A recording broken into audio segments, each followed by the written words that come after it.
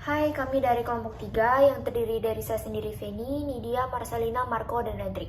Di sini kami akan membahas tentang ekspansi bisnis ke luar negeri. Sebelum kita membahas tentang topik ini lebih lanjut dan lebih lengkap, alangkah lebih baiknya kita mengetahui terlebih dahulu apa arti dari ekspansi itu sendiri. Jadi ekspansi ini tuh bisa kita artikan sebagai aktivitas di mana para pengusaha memperluas atau memperbesar usahanya seperti dengan melakukan franchise. Jadi kegiatan ini itu merupakan salah satu cara untuk perusahaan agar lebih dikenal oleh banyak orang dari berbagai wilayah atau negara. Selain itu, dengan adanya kegiatan ekspansi ini juga dapat membuat suatu perusahaan lebih dapat meningkatkan pertumbuhan yang lebih baik dan juga lebih cepat. Kegiatan ekspansi ini juga itu akan meningkatkan produktivitas bagi para pekerja.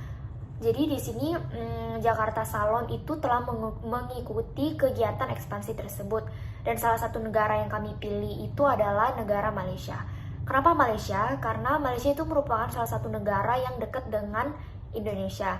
Jadi kami ingin mengekspan usaha kami di Malaysia, karena Malaysia itu merupakan negara terfavorit untuk melakukan kegiatan ekspansi. Salah satu alasan mengapa usaha Jakarta Salon itu mengekspan itu juga karena lokasi di negara Malaysia yang cukup strategis. Apalagi Jakarta Salon itu merupakan perusahaan yang letaknya di Kota Batam, sehingga Malaysia itu salah satu destinasi yang dekat dengan Kota Batam.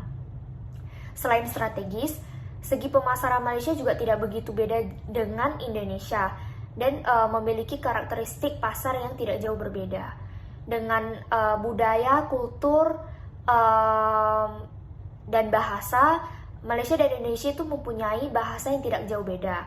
Masih banyak keunggulan-keunggulan lain yang menjadi penyebab mengapa Jakarta Salon itu memilih Malaysia sebagai ekspansi untuk perusahaannya. Untuk penjelasan yang lebih lanjut akan dilanjutkan oleh Nidia.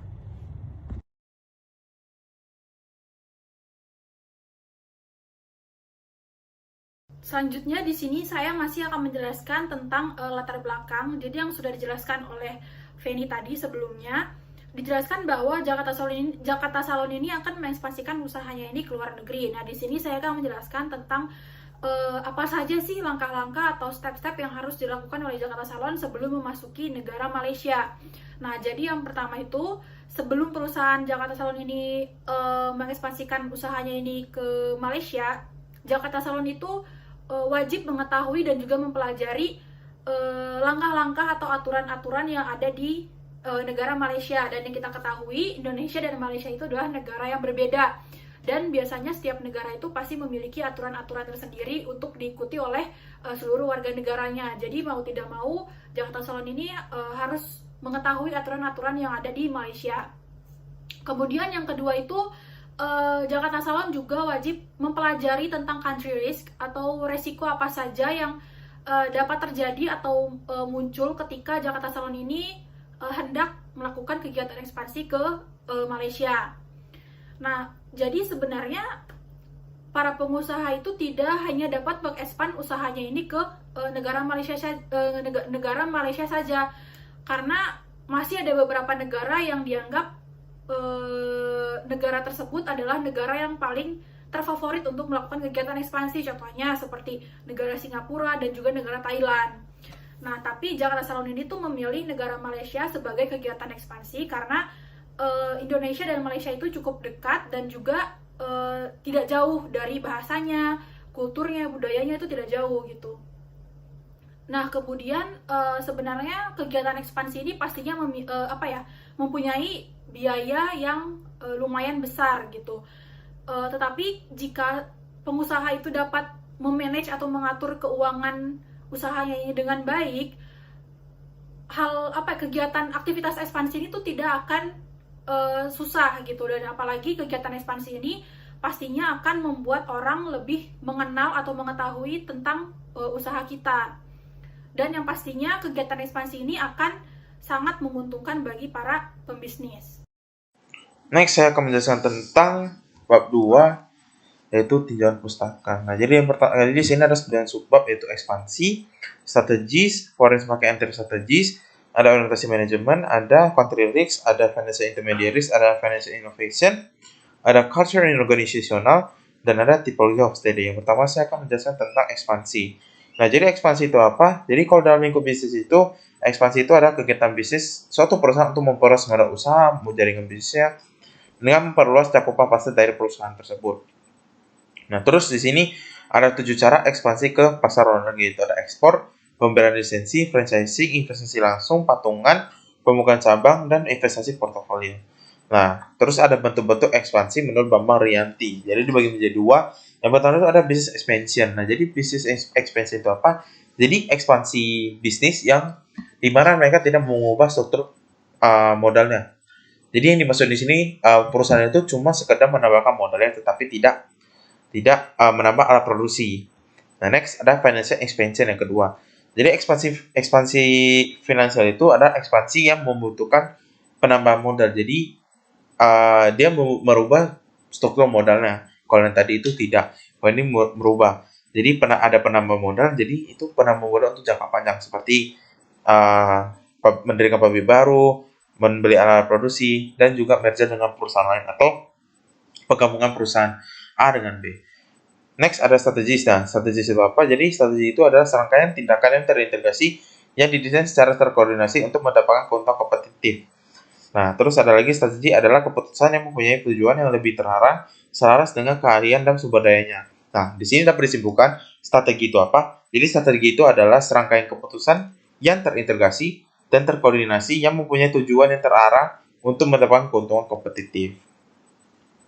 Next, terus ada manajemen strategi menurut Whelan dan Hanger, yaitu suatu keputusan perusahaan yang menentukan kinerja jangka panjang. Jadi strategi itu juga untuk jangka panjang. Terus ada menurut Porter, strategi itu diklasifikasikan menjadi 3. Yang pertama adalah strategi generik. Jadi itu apa? Itu dia lebih bertujuan untuk melampaui keunggulan dari pesaing. Terus yang kedua ada strategi utama, itu dia lebih ke operasional dari suatu perusahaan. Terus ada fungsional, jadi dia lebih terperinci terhadap pengelolaan fungsional seperti bidang keuangan, bidang pemasaran, bidang SDM, dan bidang lainnya. Next ada foreign market entry strategies. Nah, di sini ada 5 strategi market entry strategies menurut Kotler dan Keller, yaitu ekspor tidak langsung, ekspor langsung, melisisikan joint venture, investasi langsung. Terus menurut Kuncoro juga ada 7, yaitu ekspor, pemberian lisensi, franchising, investasi langsung, patungan, pembukaan cabang, dan investasi portofolio. Nah, jadi ada beberapa strategi untuk memasuki pasar internasional. Yang pertama itu ada ekspor. Jadi ekspor itu apa? Adalah penjualan jasa dan produk ke luar negeri atau lintas negara seperti ekspor minyak, ekspor beras seperti itu. Kedua ada aliansi strategis. Nah, jadi menurut Keegan dan Green, aliansi strategis itu ada 5, yaitu lisensi, terus ada waralaba. Nah, waralaba itu apa? Sebuah kontrak dari induk perusahaan dengan pihak lain yang bisnisnya dioperasikan terwaralaba yang dikembangkan oleh pewaralaba. Terus yang next adalah usaha patungan atau joint venture. Ini jadi strateginya itu dengan memasuki pasar yang dimana kepemilikan perusahaan bersama yang baru dibentuk dengan pihak mitra. Jadi digabung gitu. Atau merger. Terus ada kontraproduksi. Kontraproduksi apa? Strategi yang telah lebih menekankan pada bagian produksi untuk kepemilikan atas fasilitas-fasilitas produksi. Yang terakhir itu apa? Investasi langsung. Jadi itu strategi yang dilakukan untuk menghindari hambatan tarif serta menyediakan teknik manufaktur terbaru atau di bidang mentransfer pengalaman ilmu teknologi.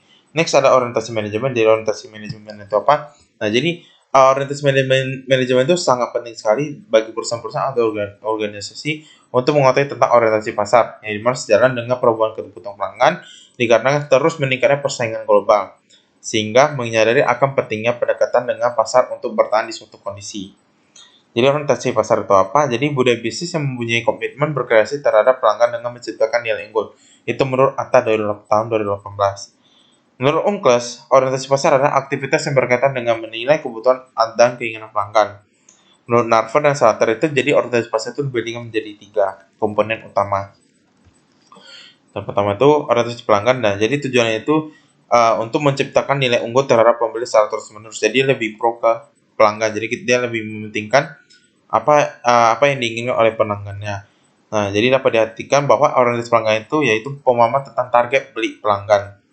Hal ini dilakukan untuk mencari informasi tentang pelanggan. Dengan menggunakan informasi pelanggan yang didapatkan, maka perusahaan penjual dapat memahami pelanggan yang dianggap berpotensial, sehingga ini baik untuk perusahaan untuk masa yang akan datang maupun sekarang. Next adalah orientasi pesaing. Jadi orientasi pesaing ini lebih untuk mengerti tindakan strategi dari pesaing dengan membagi informasi mengenai pesaing sehingga bagaimana respon dari manajemen dalam menghadapi strategi pesaing. Next adalah koordinasi fungsional. Jadi itu apa? Informasi pelanggan dan pesaing terdiri atas bisnis yang sudah terkoordinasi. Next ada country risk. Country risk itu apa? Adalah karakteristik risiko sebuah negara, termasuk di dalamnya kondisi ekonomi, politik, budaya, dan kondisi keuangan di negara tersebut yang mempengaruhi arus kasnya. Terus, menurut Darminto dan Endang, mengatakan profil risiko merupakan faktor yang patut dipertimbangkan bagi investor dalam memperoleh return yang maksimal. Nah, di sini yang dimaksud adalah, jadi kalau kita mempunyai risiko tinggi, pasti returnnya juga tinggi. Nah, kalau tersebaliknya, kalau kita risiko yang rendah, pasti returnnya juga akan lebih rendah. Sama kayak suatu negara, kalau negara contoh nih, sekarang kan ada negara berkembang dan negara maju. Nah, pasti berbeda tuh risikonya. Jadi kalau negara berkembang pasti risikonya lebih tinggi dibandingkan negara maju. Seperti itu. Nah, terus country risk itu juga bisa sebagai acuan bagi investor dalam untuk menghindari risiko tinggi ketika melakukan suatu usaha di suatu negara. Nah, jadi itu baik untuk investor karena jadi dengan ada country risk ini kita sebagai investor bisa tahu risiko-risiko apa yang bakal terjadi jika kita membuka suatu perusahaan di negara tersebut. Terus country risk juga menjadi alat ukur tentang polisi sosial politik, keuangan, dan stabilitas ekonomi suatu negara. Next ada financial intermediaries. Nah, jadi menurut Dahlan Syamah, financial intermediaries atau perantara keuangan adalah aktivitas penting yang terjadi dalam perekonomian. Aktivitas yang dimaksud yaitu aliran dana pihak tidak produktif ke pihak produktif yang mengelola dananya. Salah satu perantara keuangan atau lembaga financial intermediaries adalah perbankan. Perbankan itu apa? Adalah lembaga perantara keuangan yang berperan dalam perkembangan sektor keuangan. Nah, terus perbankan juga sebagai lembaga perantara yang memiliki tugas sebagai pembiayaan dana atau cost of fund dalam menghimpun dana, deposit rate, dan tingkat bunga atau lending rate, atau biasa dengan net interest margin.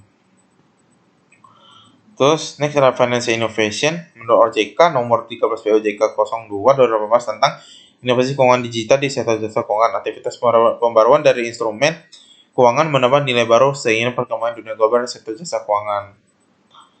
Terus ada lagi next menurut yang culture in organizational. Nah, jadi Lutyens dalam Asri Laksmi dari norma-norma dan nilai budaya organisasi mengarahkan perilaku anggota organisasi. Jadi, jika ingin diterima oleh lingkungan, ya setiap anggota harus berperilaku sesuai dengan budaya yang berlaku. Jadi, kayak kalau kita ingin menghargai kita harus juga menghargai orang itu.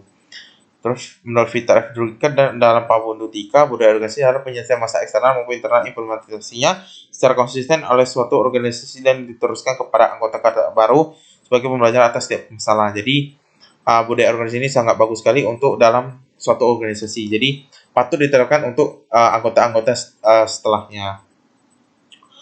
Terus menurut Sutrisno, budaya organisasi adalah nilai-nilai perangkat sistem norma asumsi yang sudah berlaku dan disepakati organisasi beserta anggotanya sebagai pedoman perilaku dan pemecahan masalah.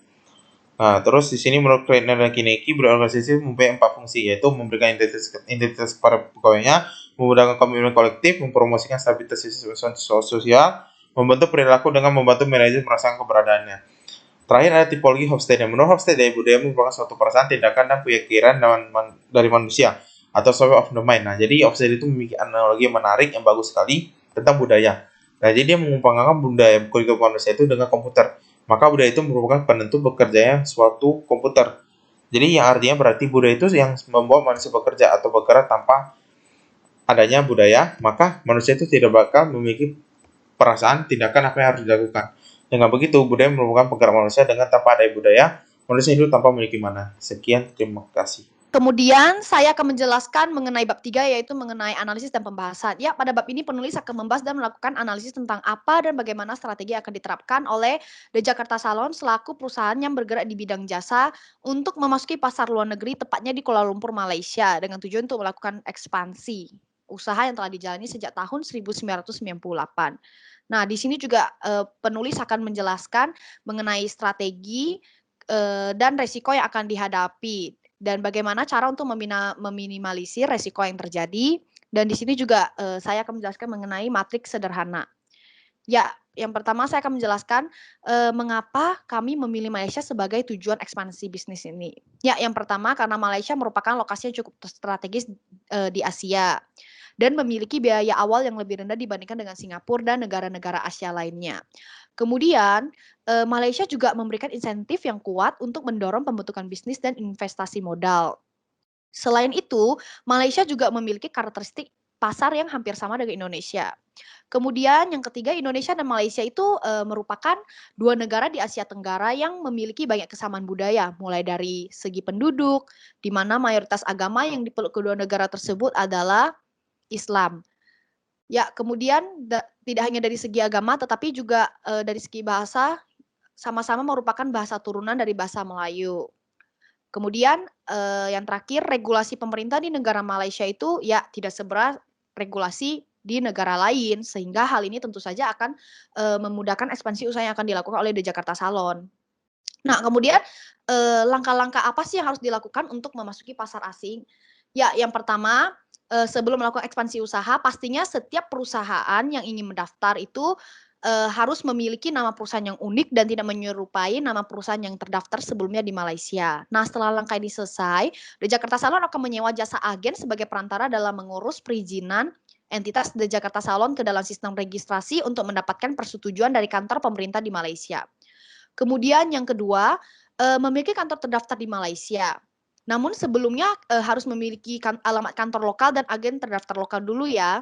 Kemudian yang ketiga itu pemilik bisnis yang berencana untuk membuka usaha di Malaysia harus memilih setidaknya satu pemegang saham perusahaan. Kemudian yang keempat harus memiliki direktur dan pejabat. Kemudian yang kelima memiliki modal dasar. Kemudian yang keenam harus mendaftar pajak. Kemudian yang ketujuh, memenuhi persyaratan akuntansi dan audit, di mana perusahaan yang memutuskan untuk bergabung di Malaysia harus memiliki akhir tahun fiskal. Setiap tahun, Jakarta Salon itu diharuskan menyiapkan akunnya. Auditor yang disetujui di Malaysia harus mengaudit akun ini setiap tahun. Nah, kemudian harus mengikuti rapat umum tahunan. Untuk pemilik bisnis yang bergabung di Malaysia diperlukan pertemuan tahunan untuk mencalonkan direktur untuk tujuan pajak dan akuntansi. Nah, kemudian menunggu waktu pengurusan entitas perusahaan hingga masa pengurusan selesai. Nah, biasanya nih untuk waktu pengurusan di Malaysia, waktu penyelesaiannya itu dapat bervariasi tergantung pada seberapa akurat dan lengkap dokumen pendirian yang diajukan oleh perusahaan. Nah, selain itu waktu terkadang sulit untuk diperkirakan ya, karena kan prosesnya itu bergantung sama ketersediaan dan stabilitas sistem komputer pemerintah. Ya, kemudian faktor apa saja sih yang mempengaruhi kesuksesan proses ekspansi? Ya, yang pertama desain. Nah, teman-teman seperti yang sudah kita tahu, dilihat dari perkembangan saat ini ya, kan fashion ini menjadi salah satu hal yang tidak dapat terpisahkan dalam kehidupan masyarakat, baik itu pria ataupun wanita. Nah, fashion di sini tuh yang akan saya bahas itu lebih berfokus pada jasa tata rambut. Nah, dalam hal ini The Jakarta Salon selaku perusahaan yang bergerak di bidang jasa ini memutuskan untuk melakukan ekspansi bisnisnya ke Malaysia. The Jakarta Salon yang berpusat di Batam, Indonesia cukup dikenal karena skill potong rambutnya memiliki ciri khas tersendiri sehingga The Jakarta Salon cukup percaya diri. Melihat potensi dari salonnya yang diminati, apalagi di zaman milenial ini, makanya banyak remaja yang tentu saja tidak ingin ketinggalan dengan tren fashion rambut yang ada sehingga akan ada hasrat untuk mencoba tren tersebut. Nah, karena itulah makanya dilihat dari penelitian pasar, hal ini sangat cocok dengan The Jakarta Salon. Kemudian yang kedua ada verifikasi desain. Nah, dalam hal ini menunjukkan apa jasa yang ditawarkan oleh The Jakarta Salon sesuai dengan penelitian pasar yaitu tren fashion rambut yang diminati masyarakat. Verifikasi tersebut dapat berupa analisis seberapa masyarakatnya menyukai jasa tata rambut yang ditawarkan, seperti seberapa banyak masyarakat menyukai haircut-nya di The Jakarta Salon, kemudian coloring-nya, something, catok, blow, highlight, dan lain sebagainya. Kemudian yang ketiga, tooling dan part. Nah, hal ini menunjukkan pada alat-alat yang digunakan oleh The Jakarta Salon dalam memenuhi setiap pelayanan jasa yang diberikan kepada masyarakat. Nah, alat-alat tersebut itu harus dirawat dalam kondisi baik dan siap ketika dipakai. Kemudian yang kedua ada develop. Develop di sini akan saya bahas itu mengenai optimasi proses, testing, dan performance-nya. Nah, untuk optimasi proses, ini memiliki tujuan untuk mengarah pada kerja yang lebih efektif dan efisien. Optimasi proses ini maksudnya itu, kita menghilangkan langkah-langkah yang sebenarnya, nggak perlu yang tidak diperlukan, dalam arti, untuk mengurangi pemborosan waktu. Nah, contohnya ini, The Jakarta Solo ini dalam merekrut karyawan itu pastinya cari karyawan yang memiliki skill yang profesional ya tentunya dalam setiap proses, tata rambutnya seperti pengecatan, perm, dan lain-lain sebagainya. Kemudian untuk testing, dalam hal ini, The Jakarta Solo ini sebelum mengambil produk seperti cat rambut, obat something, dan lain-lainnya lah dari, supplier pastinya akan melakukan percobaan produk dulu ke salah satu karyawannya untuk mengetahui kualitas dari produk yang akan dia gunakan kepada customer. Jadi dapat dia tahu dong, tekstur dan ketahanan produk tersebut terhadap rambut customer. Yang ketiga ada performance. Nah, dalam hal ini The Jakarta Salon tuh akan berusaha meningkatkan performa mereka dalam melayani customer dengan skill-skill yang terus ditingkatkan. Yang terakhir, yang ketiga ada deliver. Nah, yang di sini ini, yang saya akan jelaskan itu adalah terlokasi atau dukungan logistik. Nah, dalam hal ini The Jakarta Solo menggunakan jasa supplier di Malaysia yang terpercaya untuk mengambil produk seperti brand L'Oreal, Matrix, Carastase, dan brand-brand lainnya. Nah, kemudian kemudian saya akan menjelaskan mengenai orang-orang yang terlibat. Nah, dalam hal ini yang pertama ini ada Embrace. Ya, The Jakarta Solo yang diekspansi di Kuala Lumpur, Malaysia, diharapkan ya mampu diterima oleh masyarakat di sana dikarenakan The Jakarta Solo bukan brand baru, melainkan brand yang sudah memiliki nama di Batam, Indonesia. Kemudian Adapt. Nah, dalam hal ini, jasa yang ditawarkan oleh The Jakarta Salon ini memiliki kualitas dan harga yang terjangkau bagi masyarakat di sana sehingga masyarakat mudah untuk beradaptasi. Kemudian Use. Ya, setelah menerima dan beradaptasi dengan jasa yang ditawarkan, pastinya The Jakarta Salon, maka masyarakat itu akan berada di tahap dia pasti ingin mencoba dan pastinya akan ada rasa ketertarikan, keinginan untuk menggunakan jasa yang ditawarkan oleh The Jakarta Salon. Nah, kemudian selanjutnya biasanya kan teman-teman dalam melakukan ekspansi usaha ini, kesuksesan seorang pemimpin itu dapat dipengaruhi oleh dua hal. Yang pertama faktor-faktor teknis dan orang-orang yang terlibat. Nah, faktor-faktor tersebut jika kita lihat ya dari kondisi saat ini, saat transisi dan kedepannya adalah sebagai berikut ya. Jadi ada 3 kondisi akan saya jelaskan dan jabarkan. Nah, untuk kondisi saat ini, seperti yang kita ketahui kan sekarang ini lagi masa-masa COVID. Sehingga dalam melakukan ekspansi usaha ini, The Jakarta Salon itu sangat mempertimbangkan dengan baik setiap resiko-resiko yang mungkin saja akan berdampak bagi perusahaan. Dengan menerapkan kewajiban bagi setiap karyawan untuk melakukan swab test sebulan sekali dan aktivitas yang dijalankan juga harus mengikuti protokol kesehatan yang ada. Kemudian pada kondisi transisi, nah pada kondisi ini di mana masyarakat Malaysia itu kan mungkin masih merasa agak biasa dengan nama The Jakarta Salon. Nah, meski di Indonesia kan nama The Jakarta Salon ini udah dikenal, tapi di Malaysia itu masih terdengar tidak biasa bagi masyarakat di Malaysia sana. Tetapi sering berjalan waktu, nama The Jakarta Salon pastinya akan dikenal oleh masyarakat Malaysia karena kan pelayanan dan skill dari The Jakarta Salon yang dia memiliki ciri khas tersendiri dan pastinya tidak kalah bagus dong dengan salon-salon lainnya. Kemudian pada masa yang akan datang. Nah, dalam kondisi ini, sikap masyarakat Malaysia yang sangat open-minded terhadap masuknya perusahaan asing membawa dampak positif bagi perusahaan tersebut. Karena sikap terbuka tersebutlah, maka The Jakarta Salon akan menjadi pilihan masyarakat dalam mengatur segala tata rambutnya. Dan pastinya akan menunjang perkembangan The Jakarta Salon sendiri dalam melakukan ekspansi ke negara-negara lainnya, sehingga nama The Jakarta Salon pasti akan semakin dikenal. Kemudian, next saya akan membahas mengenai sumber pendanaan dan bank sebagai financial intermediary dan financial innovation. Nah, pada poin ini penulis ataupun saya akan membahas mengenai sumber pendanaan yang berasal dari bank dalam melakukan ekspansi usaha ini. Nah, kemudian sumber dana yang kami pilih itu berasal dari bank. Nah, bank yang dijadikan sebagai sumber pendanaan bagi ekspansi usaha kami adalah lembaga keuangan bank yaitu Bank Mandiri yang kantornya ada juga di Malaysia. Bank Mandiri merupakan bank BUMN sehingga dana nasabah yang disimpan di Mandiri itu lebih terjamin keamanannya ya, karena ada jaminan dari pemerintah. Selain itu pelayanannya lebih baik dan berkualitas. Kemudian produknya variatif, terdiri dari tabungan dan kredit yang disesuaikan dengan kebutuhan masyarakat, sehingga Bank Mandiri ini sangat mendukung ekspansi usaha yang akan dilakukan di Jakarta Salon dan tentu saja kredibel ataupun terpercaya dan pencairan dananya juga lebih mudah. Kemudian, bank sebagai financial intermediary itu maksudnya bagaimana bank dapat memperoleh sumber dana dari pihak-pihak yang surplus. Nah, dan Jakarta Salon ini selaku perusahaan bergerak di bidang jasa itu pastinya membutuhkan dong modal untuk melakukan ekspansi di Malaysia, sehingga mengajukan peminjaman atau kredit ke lembaga keuangan bank. Nah, modal yang kira-kira kami perkirakan dibutuhkan oleh Jakarta Salon ini adalah sekitar 1 miliar rupiah. Nah, kemudian, bank sebagai financial innovation, yaitu bagaimana suatu perubahan ataupun perkembangan baru terjadi dalam financial atau inovasi-inovasi yang terjadi dalam bidang jasa dan keuangan dengan tujuan memudahkan masyarakat dalam memperoleh akses finansial dengan menggunakan teknologi. Nah, akses finansial ini terdiri dari transfer sejumlah dana, kemudian melakukan peminjaman, pengumpulan dana, dan lain-lain sebagainya. Nah, dengan adanya financial innovation ini pastinya akan memudahkan di Jakarta Salon dong dalam bertransaksi. Yang pertama nih, memudahkan dalam transaksi pembayaran, yaitu dengan adanya Mandiri e-Case yang dikeluarkan oleh Bank Mandiri. Kemudian, di Jakarta Salon juga dapat memilih produk dan layanan finansial sesuai kebutuhan, seperti layanan penyimpanan sejumlah uang, kemudian peminjaman dana untuk mendukung ekspansi usaha, dengan memanfaatkan berbagai platform pembayaran.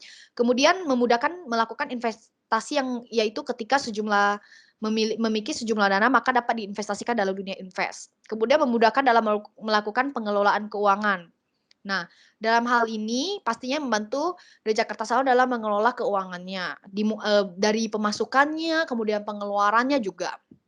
Nah, next, penulis di sini akan membahas mengenai resiko budaya akan dihadapi perusahaan dan membuat dan matriks sederhana mengenai The Jakarta Salon ini. Ya, yang pertama untuk resiko budaya itu yang akan dihadapi oleh The Jakarta Salon itu yang pertama ini ada cultural difference atau perbedaan budaya. Ya, teman-teman seperti yang sudah kita tahu, setiap perusahaan dalam menjalankan bisnisnya pasti dia memiliki budaya yang berbeda-beda. Perbedaan budaya tersebutlah yang menyebabkan resiko yang berdampak pada perusahaan tersebut, yaitu ketika bertransaksi dengan perusahaan yang mengadopsi sistem kerja yang berbeda, contohnya dalam komunikasi nih. Nah, pastinya setiap negara memiliki tata cara tersendiri ya dalam berkomunikasi sehingga The Jakarta Salon ini dalam menjalankan usahanya di Malaysia itu harus diperhatikan untuk kenyamanan customer. Kemudian negotiation pattern. Nah, itu kan ada banyak jenis ya, competing, avoiding, accommodating dan lain-lain sebagainya. Nah, di sini kira-kira risiko yang akan dihadapi oleh The Jakarta Salon tuh lebih ke pada saat dia bernegosiasi dengan pihak supplier mengenai permasalahan produk. Mulai dari harga, kualitas, dan kuantitas produk, kemudian pendistribusian produknya juga. Nah, melihat resiko ini, maka menurut kelompok kami, bentuk negosiasi yang cocok dan menghasilkan kesempatan yang menguntungkan antara dua pihak adalah negosiasi collaborating, ya. Di mana collaborating ini dia itu memiliki sifat terbuka, jujur, dan adil. Kemudian decision making style. Nah, setiap keputusan yang diambil nih pasti ada dong resiko dan dampak, entah itu baik atau buruk. Nah, dalam membuat suatu keputusan dibutuhkan pemimpin yang berani dan bijaksana dalam mengambil keputusan. Nah, di mana keputusan ini harus bisa menghasilkan profit dan meminimalisir kerugian. Nah, dalam hal ini bentuk decision making style yang digunakan oleh The Jakarta Salon adalah conceptual style, di mana pemilik salon mengambil keputusan dengan mendorong pemikiran kreatif dan kolaborasi dalam perspektif karyawan. Nah, bentuk pengambilan keputusan seperti ini tuh dapat meningkatkan tingkat partisipasi karyawan dalam menunjang perkembangan salon. Tapi meski begitu dia juga ada dampaknya ya, karena dia menyebabkan munculnya kebingungan pada diri pemilik salon karena ada informasi yang berlebihan. Kemudian ethical practice. Nah, dalam hal ini The Jakarta Salon tuh bekerja sama dengan supplier yang ada di Malaysia. Tapi kan nggak dapat dipungkiri dalam kerjasama itu bisa aja dari pihak supplier itu ada sikap tidak profesionalisme dan tidak ada rasa mau tanggung jawab. Nah, makanya dalam sebuah perusahaan itu sangat penting dalam menjamin kelancaran suatu usaha. Kemudian untuk dari resiko-resiko tersebut pasti juga ada hal-hal yang akan dilakukan oleh The Jakarta Salon untuk meminimalisir hal tersebut. Nah, yang pertama itu menurut penulis hal tersebut dapat diminimalisir dengan sikap keterbukaan terhadap perusahaan asing yang masuk oleh masyarakat Malaysia. Kemudian upaya mereka dalam beradaptasi terhadap perbedaan budaya yang ada. Kemudian sikap profesionalisme dan bertanggung jawab juga sangat penting ya, sehingga kerjasama yang dilakukan juga lebih lancar. Ya, kemudian yang terakhir, saya akan menjelaskan mengenai gambaran hubungan ekspansi dari Jakarta Salon dalam bentuk matriks sederhana. Yang pertama ada culture fit. Nah, culture fit ini lebih memfokuskan pada kesesuaian antara karyawan dengan budaya atau sistem kerja yang diterapkan oleh The Jakarta Salon. Nah, diharapkan sih culture fit ini dapat menciptakan keterpaduan antara karyawan dan perusahaan. Kemudian ada people fit. Nah, di sini tuh lebih mengarah dan menjelaskan mengenai kesesuaian nilai antara karyawan dengan misi dan etika dari The Jakarta Salon. Di mana hal ini dapat berdampak pada kualitas kerja karyawan tersebut. Kemudian ada teknologi fit. Ya, seperti yang sudah kita tahu, teknologi ini kan telah menjadi bagian dari kehidupan kita. Jadi tanpa kita sadari ya. Nah, hal ini pastinya juga berdampak pada kehidupan kerja seseorang ataupun karyawan. Nah, makanya itu kesesuaian antara karyawan dengan teknologi ini perlu dicapai sehingga dapat memunculkan keefektifan dan keefisien dalam menjalani aktivitas-aktivitas yang ada di The Jakarta Salon. Kemudian yang terakhir ada strategi fit. Nah, untuk strategi fit ini lebih menjelaskan dan menyesuaikan dengan karyawan dengan strategi perusahaan yang dimana harus dicapai, yang dimana strategi tersebut harus dicapai dengan berbanding lurus dengan tujuan dan goal The Jakarta Salon, yaitu membuat seluruh customer The Jakarta Salon berpenampilan menarik dan menawan. Dalam arti memiliki rasa puas dan nyaman. Ya, baik. Saya akan melanjutkan tentang di bagian orientasi manajemen, Bapak. Nah, di orientasi manajemen ada 3 yang telah kami teliti, di mana yang pertama itu ada yang namanya etnosentris. Ini orientasi manajemen berasumsi bahwa negara asalnya lebih unggul dibanding negara lain di belahan dunia manapun. Jadi, orientasi ini menganggap atau berasumsi bahwa produk dan kebiasaan yang sukses di negeri mereka akan juga dapat berhasil di negeri lain. Untuk yang kedua, polisentris, berasumsi bahwa masing-masing negara adalah unik, sehingga mengembangkan strategi yang berbeda-beda. Nah, yang ketiga, itu ada yang namanya regiosentris atau geosentris, di mana orientasi ini merupakan perpaduan antara etnosentris dan polisentris, di mana paham atau orientasi ini melihat persamaan dan perbedaan dalam pasar dan negara. Kalau untuk berdasarkan 3 orientasi manajemen yang telah penulis teliti, kami berasumsi bahwasannya dan beranggapan dan mempercayai bahwasannya orientasi polisentris merupakan orientasi yang paling tepat untuk saat ini, di mana kami akan mengekspansi bisnis kami ke Malaysia. Kenapa? Karena memang betul Malaysia dan Indonesia memiliki cukup banyak persamaan, tapi akan tetapi ada beberapa poin atau beberapa aspek yang harus penulis adjust atau menyesuaikan dengan negara Malaysia agar bisa memaksimalkan ekspansi bisnis ini. Oke. Untuk poin selanjutnya di bagian cultural approach. Singkatnya, cultural approach merupakan pendekatan budaya, di mana hal ini dapat diterapkan kepada setiap aspek kehidupan kita, kepada tempat yang berhubungan dengan daerah yang memiliki kultur yang berbeda dari kita. Jadi setiap negara pasti ya, jangankan negara, setiap daerah saja di Indonesia contohnya, memiliki kultur yang berbeda-beda. Apalagi dengan negara tetangga. Otomatis itu hal yang pasti merupakan adanya perbedaan kultur. Nah, dalam hal ini, dalam hal untuk mengekspansi bisnis dari Indonesia ke Malaysia, tim kami menyebut ada 3 perspektif nih yang akan diperhatikan ketika mengekspansi bisnis ke negara tetangga sebagai berikut. Yang pertama itu kita akan melihat dalam aspek dalam perspektif holistik, dan yang kedua itu perspektif variabel. Apa sih holistik itu? Jadi kalau misal dari perspektif holistik merupakan mengambil sudut pandang secara keseluruhan, memandang budaya sebagai cara-cara yang terpola mengenai berpikir, menggunakan perasaan dan bereaksi. Benar bahwasannya kultur yang ada di Malaysia sangat mirip nih dengan kultur yang ada di negeri ini. Akan tapi ketika kita memandang dengan perspektif holistik, secara keseluruhan, secara utuh, ada beberapa yang perlu kita sesuaikan dengan kultur yang ada di Malaysia. Nah, kalau yang perspektif variabel itu apa sih? Kalau yang di variabel, merupakan bagaimana kita dapat mengekspresikan budaya yang ada di negara tersebut dengan tepat. Di sini penulis menyadari bahwasannya tidak hanya mempelajari perbedaan budaya yang ada, akan tetapi bagaimana mengekspresikan perbedaan subkultur yang ada di negara yang dituju dengan baik dan tepat, gitu. Jadi perspektif holistik memandang secara keseluruhan dari suatu budaya. Perspektif variabel, how we could express the subculture dengan baik dan tepat, seperti itu.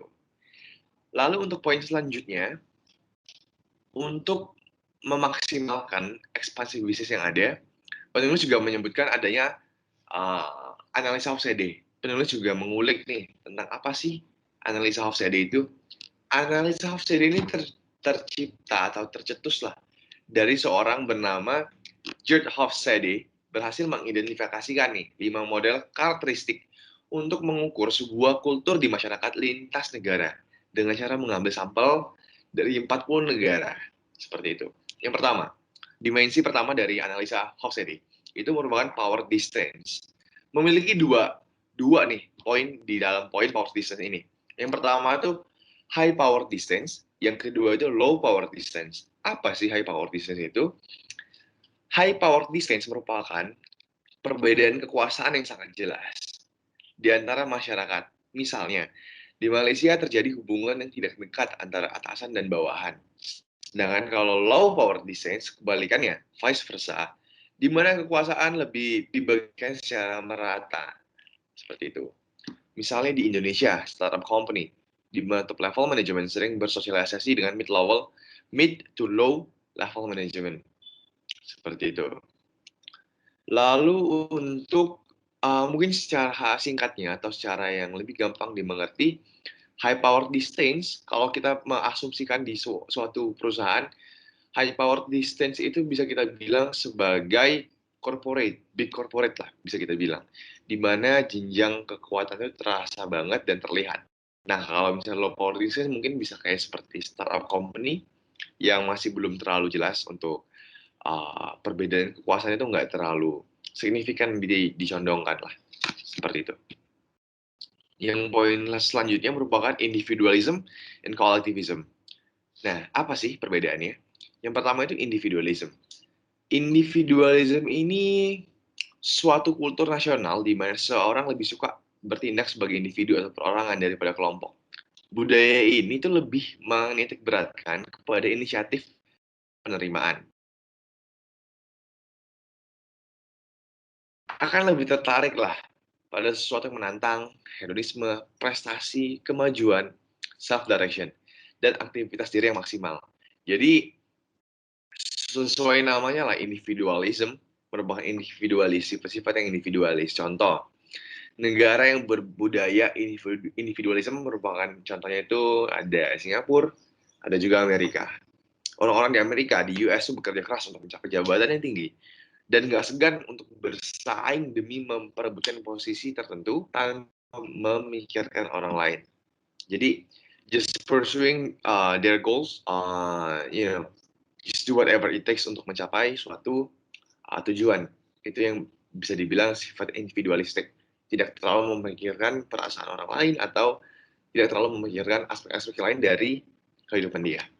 Sedangkan kalau di kolektivisme, menyatakan bahwasannya seorang merupakan anggota bagian dari suatu kelompok, di mana kelompok itu akan melihat dirinya untuk loyalitas. Jadi lebih ke, yuk sama-sama yuk. Nah, kalau kolektivisme bareng-bareng,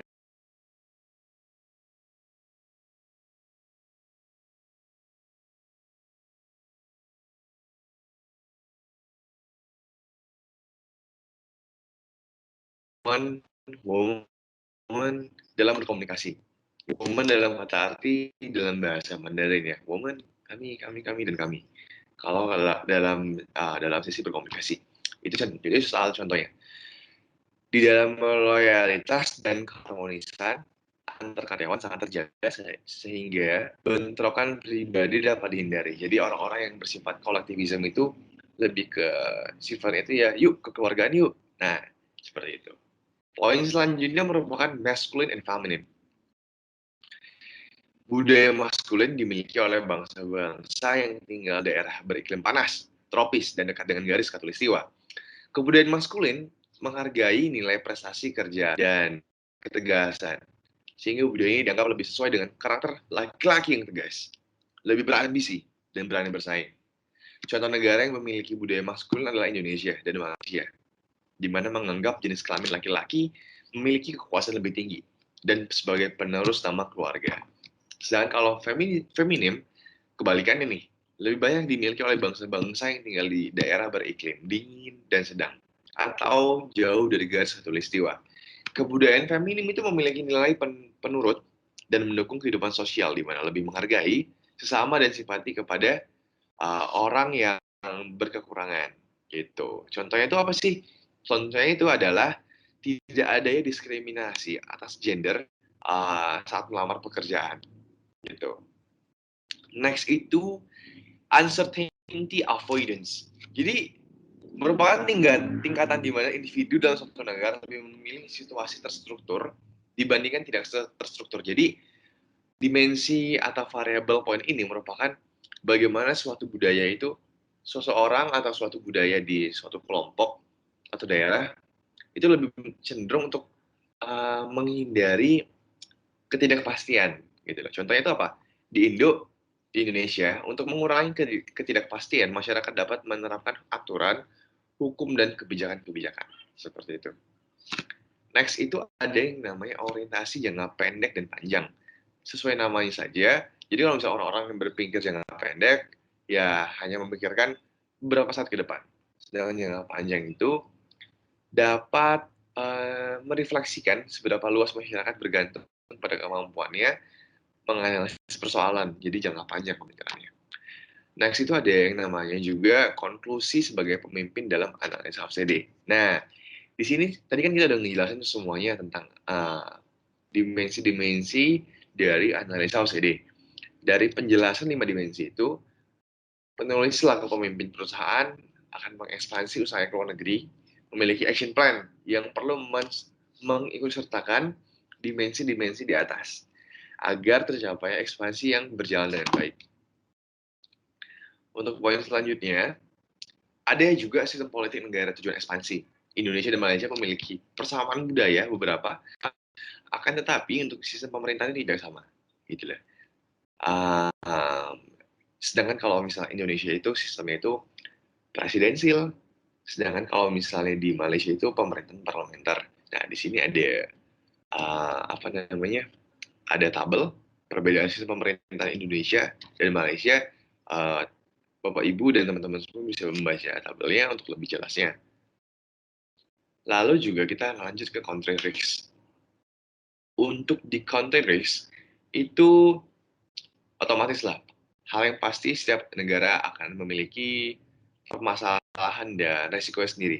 Nah, sedangkan kita ada perspektif kita sebagai pelaku usaha, ketika ingin mengekspansi bisnis kita ke suatu negara, kita harus melihat nih, country risk yang ada di negara tersebut apa saja. Jadi, di Malaysia sendiri ada short term and medium to long term risk. Seperti yang udah kita dapat datanya ini. Jadi country risk itu dapat mempengaruhi ekspansi bisnis ke negara Malaysia. Ada beberapa variabel, diantaranya merupakan political risk.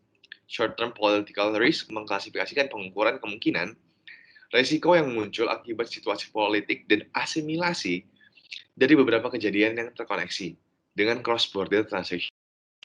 Risiko ini diprediksi bisa terus berlangsung sampai dengan 1 tahun. Sedangkan kalau mid to long term bisa berlangsung lebih dari 1 tahun. Dengan data yang ada, penulis harus memikirkan, kita nih, kami sebagai pemilik usaha, kami harus juga memikirkan nih bagaimana ketika risk ini muncul, bagaimana kita bisa tetap terus berjalan usahanya, bagaimana kita juga bisa tetap terus berkembang dan kegiatan operasional berjalan dengan lancar. Lalu untuk selanjutnya itu ada yang namanya culture excellence. Secara singkat, culture excellence merupakan budaya yang tercipta atau diciptakan di suatu organisasi.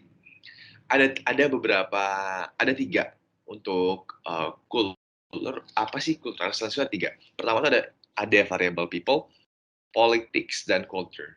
Jadi people di sini itu merupakan masyarakat di Malaysia sendiri, selaku target market kami dari perusahaan penulis. Dalam perusahaan penulis memiliki culture excellence di mana memiliki prinsip untuk selalu memperlakukan customer atau tamu yang datang untuk menggunakan jasa tata rambut perusahaan penulis dengan maksimal, gitu loh. Tidak memandang dari status sosial, akan tetap selalu dilayani dengan baik. Selanjutnya itu ada politics. Dalam sisi pemerintahan telah diuraikan di paragraf sebelumnya. Tanpa kita sadari, politik terjadi hampir di seluruh aspek kehidupan kita. Tempat kerja juga demikian. Penulis selalu menanamkan kepada staf-staf kami saya sebagai perwakilan pihak tim penulis, di mana kita selalu menanamkan mindset beginner mindset dan one for all and all for one. Jadi situasi kondisi politik di perusahaan kami juga selalu kondusif karena moto-moto yang telah kami tanamkan. Selanjutnya itu ada kultur. Budaya dari setiap negara pasti memiliki ciri khas dan keunikannya masing-masing. Malaysia selaku negara yang dituju oleh penulis untuk dilakukan ekspansi memiliki keunikannya sendiri. Jadi penulis itu memahamilah bahwasannya adanya persamaan dan perbedaan antara dua budaya negara ini. Akan tetapi sesuai dengan visi, misi, dan kultur excellence yang telah ditetapkan oleh penulis, penulis bertekad untuk melakukan penetrasi pasar Malaysia dengan budaya asli Malaysia tanpa menghilangkan budaya Indonesia itu sendiri. Mungkin untuk di bab 3, sekian dari saya, terima kasih. Ya baik, untuk selanjutnya saya akan menjelaskan di bab 4, kesimpulan dan saran dari hasil analisa dari kami. Pertama, kesimpulan. Kami telah melakukan analisis guna memaksimalkan kemungkinan sukses dari ekspansi kami dari Indonesia ke Malaysia. Dari sisi aspek foreign market strategies, memperhatikan faktor-faktor teknis dari design, develop, deliver, orang-orang yang terlibat, embrace, adapt, and use, menganalisa hal-hal yang mungkin saja terjadi seperti dari cultural difference, negotiation pattern, decision making style, ethical practice, dan lain-lain. Tidak lupa juga penulis melakukan analisa OCD. Jadi seluruh yang telah kami jabarkan di bab 3, apa sih kesimpulannya? Pertama, banyak persamaan antara Indonesia dan Malaysia. Akan tetapi, tidak dapat dipungkiri ada perbedaan di antara keduanya. Setelah dilakukannya analisa orientasi manajemen polisentris merupakan pilihan yang paling tepat untuk menurut penulis dalam hal mengembangkan ekspansi usaha penulis ke negara Malaysia. Nanti memiliki banyak persamaan, ada beberapa yang perlu disesuaikan dengan gaya dan kebiasaan market di Malaysia. Yang kedua, dari variabel perspektif holistik, kultur yang ada di Malaysia itu sangat mirip dengan kultur yang ada di negara kita ini. Akan tetapi, ketika kita memandang dengan perspektif holistik secara keseluruhan, ada beberapa yang perlu kita sesuaikan dengan kultur yang ada di Malaysia.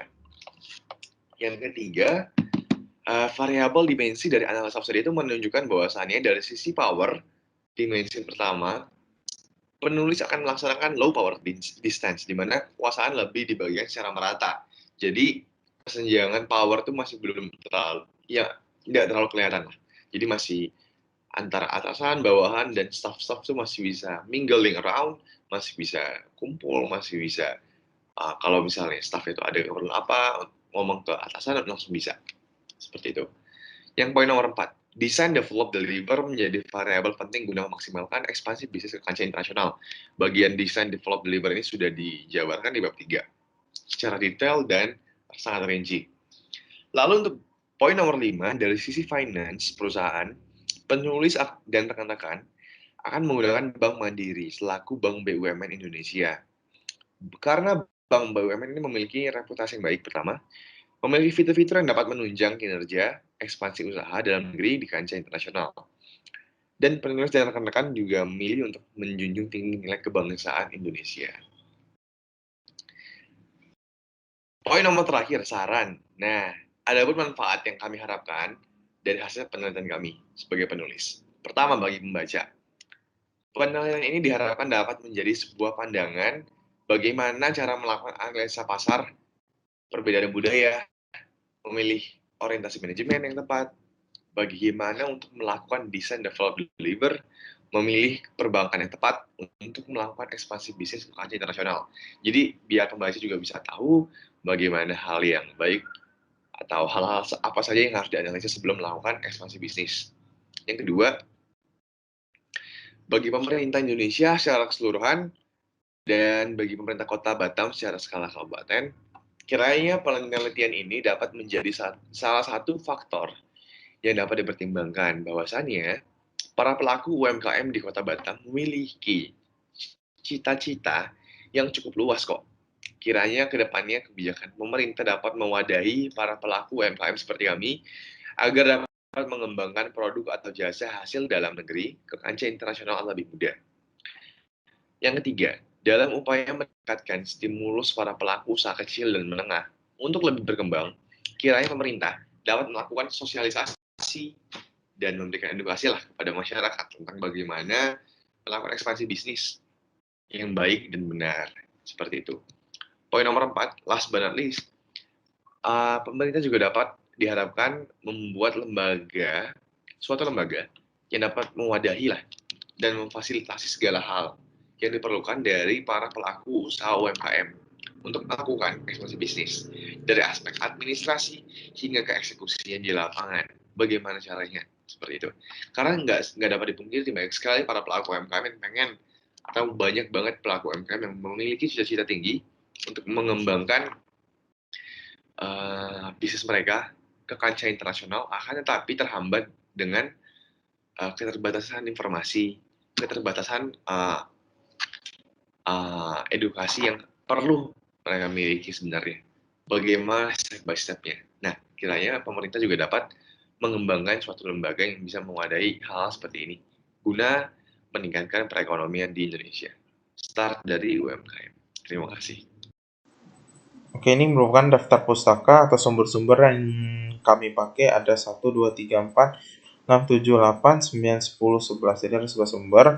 Nah, sekian dari presentasi dari kelompok kami. Saya ucapkan terima kasih. Enjoy!